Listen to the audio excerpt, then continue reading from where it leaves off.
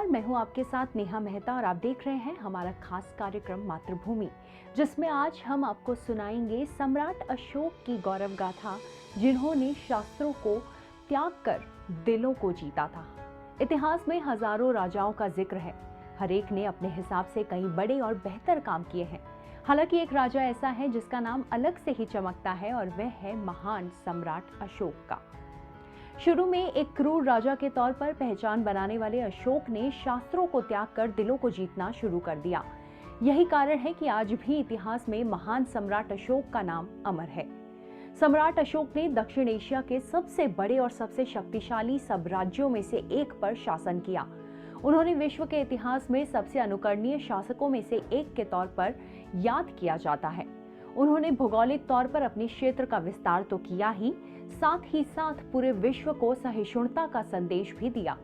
सम्राट अशोक की दूरदर्शी मूल्य, मानवीय नैतिकता आज भी हमारे सामने मिसाल के तौर पर पेश की जाती है। दुनिया में कई सम्राट आए और गए, लेकिन आज भी सम्राट अशोक की चमक फीकी नहीं पड़ी है। सम्राट अशोक को लोग आज भी दो बड़ी वजह से जानते हैं। पहला, कलिंग युद्ध के लिए, जबकि दूसरा है बौद्ध धर्म के प्रचार प्रसार के लिए। हालांकि ऐसा नहीं है कि सम्राट अशोक ने अपने जीवन में यही दो काम किए हैं। सम्राट अशोक ने ऐसे कई बड़े और शानदार काम किए हैं जिनकी मिसालें आज भी दी जाती हैं। सम्राट अशोक द्वारा बनाए गए शिलालेखों को पढ़ने के बाद उनकी महानता का अंदाजा लगाया जा सकता है। प्रारंभिक जीवन में अपने क्रूरता और लिप्साओं से भरे सम्राट अशोक ने अपनी आखिरी क्षणों में दिलों को जीतना शुरू किया था। कहा जाता है कि सम्राट अशोक ने राजा बनने के लिए अपने 99 भाइयों की हत्या की थी। सम्राट अशोक बिंदुसार के पुत्र थे। अशोक के पिता बिंदुसार की 16 पत्नियां थी और 101 बच्चे थे। सम्राट अशोक ने मौर्य साम्राज्य के तीसरे शासक के तौर पर शासन किया, लेकिन उनका शासन उनके दादा चंद्रगुप्त मौर्य से बिल्कुल अलग था। अपनी युवावस्था में अशोक काफी गुस्सैल स्वभाव के थे। उनकी क्रूरता के कारण लोग उन्हें चंडाशोक, चंड, प्रचंड और कालाशोक नाम से भी जानते थे। कहानी तो यह भी कहती है कि सम्राट अशोक ने गद्दारी के शक में अपने सैकड़ों मंत्रियों को मौत की सजा दे दी थी, बिल्कुल किसी तानाशाह की तरह। अपने विरोधियों को तरह तरह की यातनाएं भी देते थे। उन्होंने इसके लिए यातना गृह तक बनवाया हुआ था, जिसे धरती का नर्क भी कहा जाता था। अशोक ने मौर्य साम्राज्य के परंपरा का निर्वहन किया। उन्होंने देश के अंदर मौर्य साम्राज्य का विस्तार किया। इतिहासकारों की माने तो मौर्य साम्राज्य का सम्राट अशोक के समय में विस्तार बर्मा से लेकर ईरान तक और कश्मीर से लेकर तमिलनाडु तक स्थापित हो चुका था। वे विश्व में एक विजेता के तौर पर उभर रहे थे। उन्होंने नेपाल को जीता और तक्षशिला के विद्रोह को भी शांत किया। इसके साथ ही साथ सम्राट अशोक ने कलिंग को जीतने में भी कामयाबी हासिल की, लेकिन यह वही कलिंग युद्ध था जिसने सम्राट अशोक के हृदय का परिवर्तन कर दिया। सम्राट अशोक लगातार अपने साम्राज्य का विस्तार कर रहे थे। इसी कड़ी में एक राज्य था कलिंग, बंगाल की खाड़ी से सटा हुआ था, जो कि एक स्वतंत्र और शक्तिशाली राज्य के तौर पर जाना जाता था। अशोक से पहले चंद्रगुप्त और बिंदुसार ने भी कलिंग को मौर्य साम्राज्य में मिलाने की कोशिश की थी, लेकिन वह सफल नहीं हो पाए थे। यही कारण था कि अशोक ने कलिंग को जीतने की ठानी।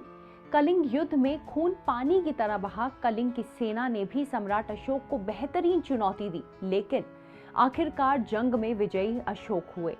लेकिन इस युद्ध में लाखों लोग मारे गए। कहते हैं कि भले ही इससे युद्ध में जीत अशोक की हुई हो, लेकिन उनके अंदर से चंडाशोक मर चुका था। इस अशोक के बाद ही एक नए अशोक का जन्म हुआ था, जो अपनी दयालुता के लिए जाना गया। कहते हैं कि इस युद्ध को जीतने के बाद जब सम्राट अशोक रणभूमि पहुंचे तो वहां पड़े शवों पर उन पर विलाप करते परिजनों को देखकर उनका हृदय पसीज गया। इसी युद्ध के बाद अशोक ने बौद्ध धर्म को अपना लिया। इतिहास तो यह भी कहता है कि अशोक दयालुता और प्रजापालकता के भी प्रतीक थे, जिसकी वजह से उन्हें देवानाम प्रिय नाम से भी जाना जाता है। धर्म की राह पर अशोक। जिस समय सशस्त्र बल किसी राजा का सबसे बड़ा आधार माना जाता था, उस समय अशोक ने लोगों के दिलों को जीतने का काम शुरू किया। अशोक ने अपनी प्रजा के हित को ध्यान में रखते हुए नया सिद्धांत बनाया, जिसे अशोक का धम्म कहते हैं। इसमें बौद्ध, जैन और हिंदू तीनों विचारधाराओं का दार्शनिक समागम था। अशोक ने बौद्ध धर्म को अपनाने के बाद इसे न केवल भारत में बल्कि विदेशों में भी फैलाया। उन्होंने बौद्ध धर्म का विदेशों में भी खूब प्रचार प्रसार कराया। अशोक ने अपने बेटे महेंद्र और अपनी संघमित्रा बेटी को सिलोन भेजा ताकि बौद्ध धर्म का प्रचार किया जा सके। बौद्ध धर्म के प्रचार प्रसार के साथ साथ अपने आदेशों और आदर्शों को लोगों तक पहुंचाने के लिए सम्राट अशोक ने 84,000 स्तूपों और स्तंभों का निर्माण कराया। इन सभी पर सम्राट अशोक के आदर्श वाक्य और आदेश लिखे गए थे। यही कारण है कि आज भी अशोक के शिलालेख प्राप्त होते हैं। इन स्तूपों पर उस समय के वास्तुकला का नायाब नमूना देखने को मिलता है। अशोक के बनवाए गए स्तूपों में सांची का स्तूप सबसे बड़ा उदाहरण है। इसके अलावा अशोक ने सारनाथ में अशोक स्तंभ बनवाया था, जो कि लोकप्रिय होने के साथ साथ भारत का राष्ट्रीय चिन्ह भी है। आज के इस एपिसोड में इतना ही। अगले एपिसोड में ऐसी ही एक और गौरवमयी कहानी के साथ हम फिर से हाजिर होंगे। तब तक के लिए धन्यवाद। अगर आप भी लेना चाहते हैं देश दुनिया की तमाम जानकारी तो आज ही सब्सक्राइब करें हमारे चैनल को। साथ ही नीचे दिए बेल आइकन को जरूर दबाएं ताकि हर अपडेट आप तक पहुंच सके।